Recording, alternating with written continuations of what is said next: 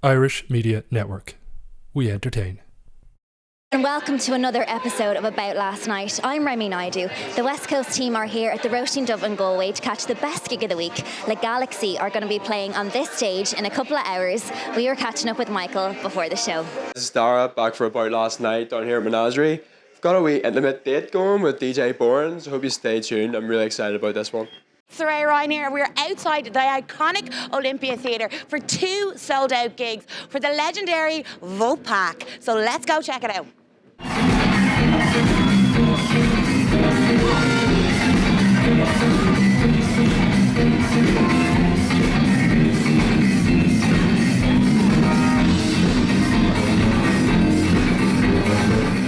The young man has to tell, come into my house of glory. So I am with Cory Wong, a part of the Vulfpeck. How you doing? I'm doing great. Yeah. Thank you. Don't we have just a lovely evening here in Dublin City? It is a wonderful night and great weather. Yeah. Nice people. I'm happy to be here. Of course. So this is your second night playing with Vulfpeck in the Olympia. How was your first show? How did it go? It was amazing. It was packed and the people were crazy, as they usually are here at Dublin shows, which is a very good thing. Yes. And we were surprised. It's fun because it's kind of an unexpected type of thing where people will sing along to parts of the music. Yeah. In certain songs, like a lot of instrumental groups, people aren't singing along to the bass line or the guitar part or the keyboard part. But here they do, and it's amazing. Because they're crazy. Yeah, and it's fun. It almost feels like a soccer game or a football game, where where it's like these big chants or something. I don't know. It's fun. It has a different vibe when we play here, and it is such a thrill. Do you think that like Irish people kind of have a nice kind of, are we funky? Do we have a bit of a soul to us? Yeah, of course. And it's like a specific, there's a certain party vibe to the whole thing, which is fun, and a certain rowdiness. And being here on a Monday and a Tuesday is great because it feels like a controlled rowdy. Because they have to go to work in the morning, but they still want to get down, so that's good. Yeah. Of course. So you're playing in the Olympia, as I just said. We were having a little chat beforehand, and you were telling me about the space in the Olympia and how you were feeling it for the gig. Tell me a bit more. As far as the physical space of the Olympia, the Olympia is amazing because it has a very regal feel to it with the multi-tiers, and just it's a beautiful venue, open. What's nice is that there's a big open seating, general admission floor. Second and third levels have seated area, so if people want to be a little more chill because they have to work in the morning, they can. But for those take a seat. For those that want to really get down, they can on the floor. So it's great. It's cool. Those kind of venues, and it feels like the crowd is almost right on top of you because there's the three different levels of it, and it's fun. It's great. Cool. So let's go back into your kind of your solo career. Yeah. Tell us a little bit about that, because you're also telling me that not only are you doing your solo thing, but the rest of the guys in the band are also able to do that. How is that possible? It is a very awesome thing to be able to do, and it's fun that we all support each other in that. And the way that it works is basically because we don't do a ton of shows as Vulfpeck every year. So these are special, these shows now, like? Yes. Yeah, we do a limited number of shows every year, and maybe, I don't know, if it's like 50 days of commitment a year for the band, or whatever it ends up being, something like that. It allows all of us a lot of time to be able to do other stuff. And tell me about your other stuff. What are you at? Yes, I just put out a record called The Optimist. Yeah. And put out an album last month, and now I'm getting ready to come back out on tour. So I have a U.S. tour. And he's coming here? Yes, I'm coming here in February. I'm going to be doing Limerick, Cork, Galway, and Dublin, which I'm stoked about because Dublin is one of my favorite cities in the world. Probably my favorite city in the world to visit and hang. I know you brought us to Cornucopia, would you believe? He's like, I got this really cool spot that you should come to. Yes. Get over you.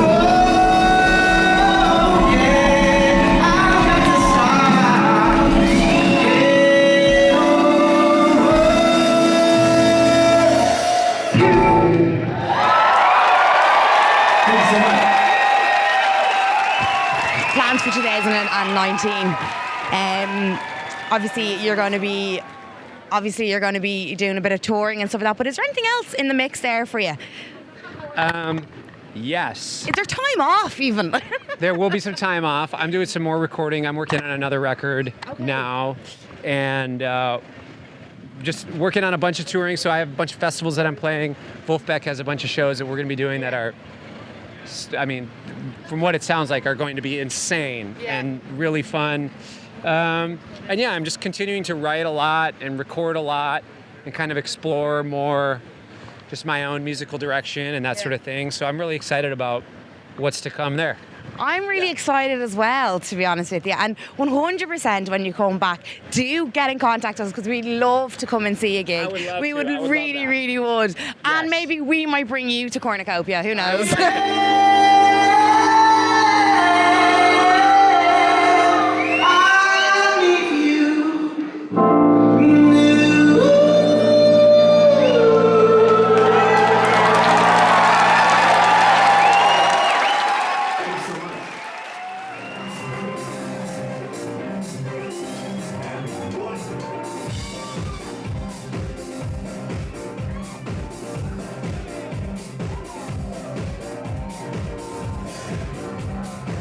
Michael, how are you getting on?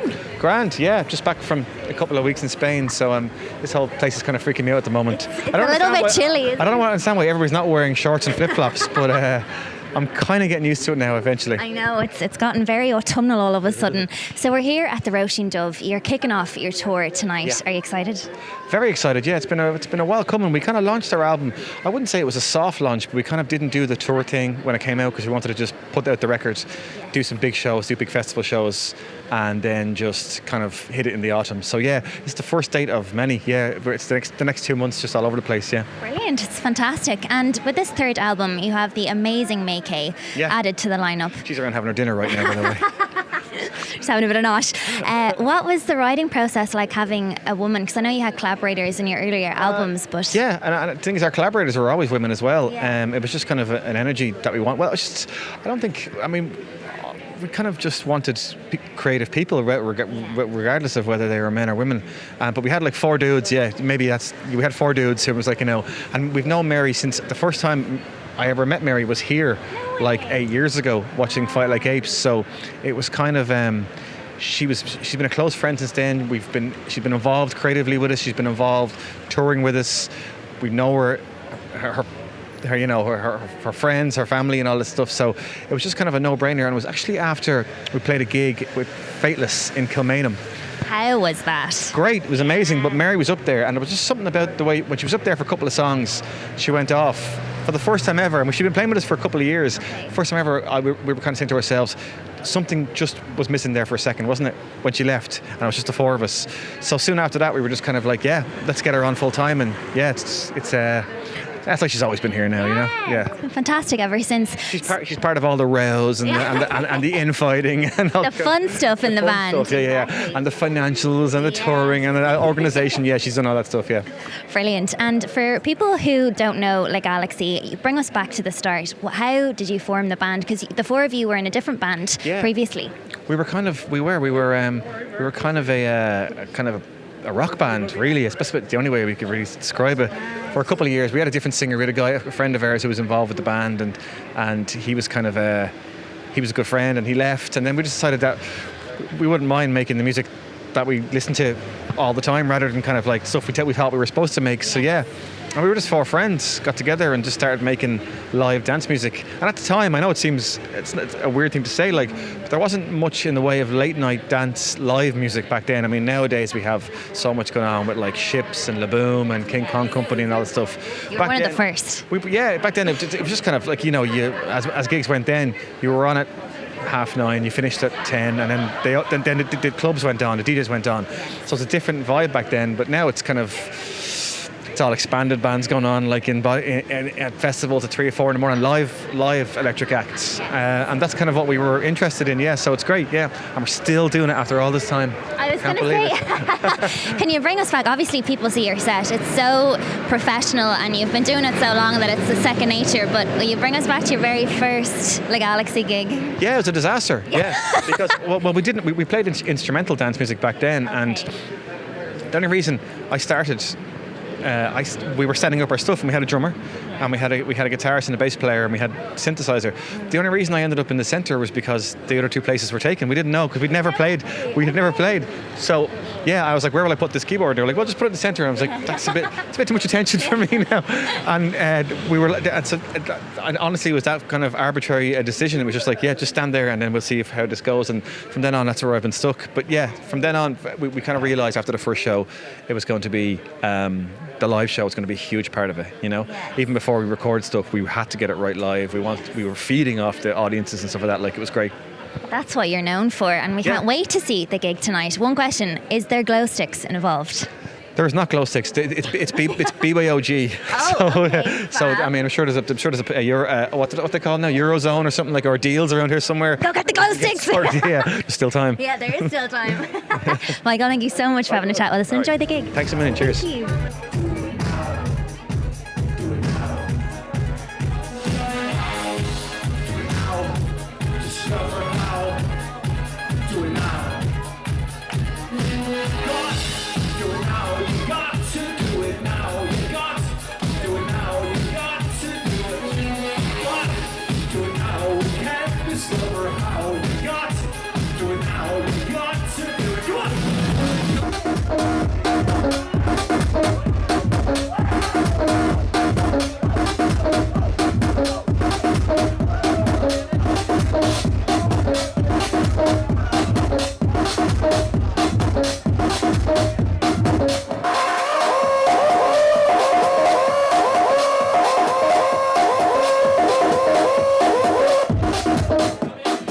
Guys, I'm down here in the Menagerie with none other than DJ Boren. How's it going, mate? It's going fantastic. How are you? Oh, I'm not too bad, mate. Well, this is very romantic. So we're here for a date night with DJ Boren down in the Menagerie, and as you can see, we've got a fantastic venue sorted with all the balloons and the roses. So we're in for a good one. So Tristan, you've been here before. You've played Shine and the art department. So what would be your general opinion of the Belfast crowd compared to other crowds you've played in Europe, for example? The best way to describe it, that's like PG rated, is rowdy. That's all I can say. Rowdy? Yeah. They're vocal. They really. If you play a good song, you'll know. You'll know immediately. If you play a bad one, they even say it. They'll let you know. They'll let you know. So, in regards to your production, so you started off as a lo-fi producer with your Winona hit that came out on YouTube, and you used YouTube as a platform to develop your sound. However, as we've seen recently with more productions, you've been going a wee bit more astray of that and developing more of your personal sound. How has that came about, and what kind of direction you plan to go for DJ Boren? Kind of the direction is to keep it, melodic, but with twists. Yeah. I do like harder style of music, but then again, I like a real soft spot for like beautiful notes. It's emotional. Yeah, exactly. Goodbye, Michael, for example. That hits a soft spot in me, like, to be honest. Yeah, it's fantastic. But for example, in the future, you've got a song coming out in the DJ House compilation. Yeah. So what kind of direction can we see from that? What have you got planned? I think more kind of upbeat, fun, just ready to, as people in Dublin do, take your shirts off and dance. Yeah, rowdy, 100%. So we found out earlier that you had a wee bit of a rowdy one with DJ House himself in Leeds recently. Yeah. So I heard there was actually people that were trying to get in through the window just to be able to see you there playing. Yeah. So what was that like? And have you had any other similar experiences like that in other gigs you've been doing? So with that house party in Leeds, it was a really weird one because they're like, oh yeah, it's going to be pretty busy tonight. We're like, yeah, it's like a Wednesday. I don't think anything's going to happen. Student night. There was a bouncer for someone's house. And there's people like jumping the fences and like going around, and then there was like people coming up to like the window, like banging on it, trying to like get in, and we're just like. How did that come about? Like, did you just find yourself at an after party? No. It was like a defected. So DJ House had his like in the house compilation. Yeah. And basically they had a competition called DJ House in the house in your house. Oh, serious? So it was. So how was that house selected? So basically, Defected wrote a post on Facebook saying, "Link me to your area. It has to be in the UK, and the winner will have a house party with Melee, DJ House, and myself." And funny enough, it was the only house in the whole of the UK that everyone was like, "Come to Argentina," and all this stuff. That was the only house. How funny! So it was an easy selection then? Yeah, but it was probably the best selection. It was a huge, like the house had like 13 bedrooms. Pretty gross, but like... You've still got enough venue space there though, compared to some other places. For example, look around us right now. There's like 180 capacity venue. Yeah, but it's cute. Exactly. Yeah, There's and very intimate. That's what I like. So for example, like you played Art Department previously, like last year at the end of the year. Yeah. You're playing an all night long set tonight. Yeah. So how would that compare to say like a shorter set that you would play? What kind of songs would you be planning to play through an all night set compared to say a 2-hour set? I can really play all the songs that I really want to play, and I can go and take everyone on a journey. Start slow, go fast, and then end kind of mid tempo to those. Have you got any specific party tunes that you would preach about and love and play regularly during your sets? I'd rather not say. Oh, well, surprises. Any particular artists that you would regularly play? Yeah, this new local artist track on Mood Hut. It's the perfect starter to... A starter night? Yeah. Yeah, so would you play that tonight for your all-night set? 100%? Yeah, 100%. We can expect that? Yeah. Fantastic. So, coming here to the Menagerie and being in Belfast, what would be your general opinion of Belfast compared to European countries? I think... I don't know. It could be like an Irish or like a UK thing, but like I can always tell when I'm in a crowd and there's Irish out, and like they're different. They have a different way of doing things. No. That's what we find from most of the artists that we speak to. They feel that the Belfast crowd and the Irish crowd in general, they're a lot more vocal. Yeah, and they will 100%.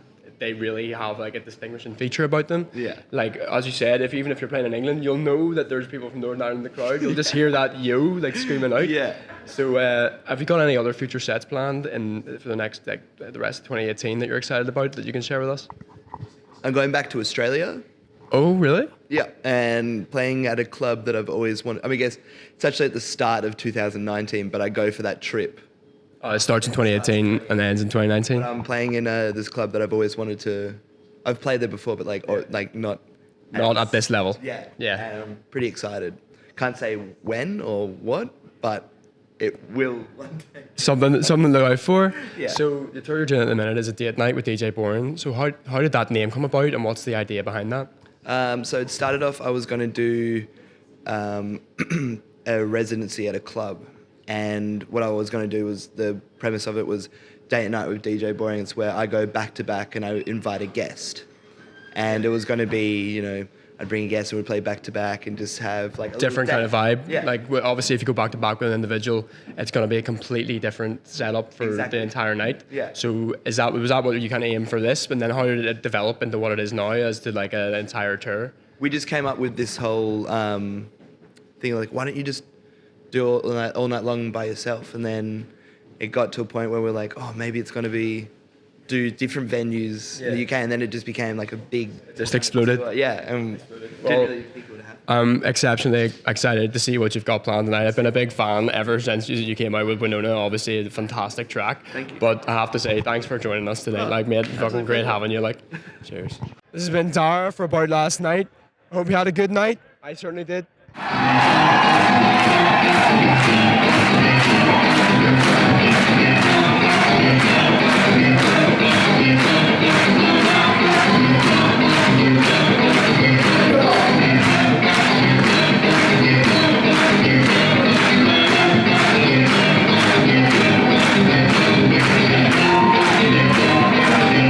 My God, was that an unbelievable gig. Dara, you think that you had a good gig last week? We have just raised the bar. So don't forget to subscribe to our YouTube channel, and I will see you guys next week.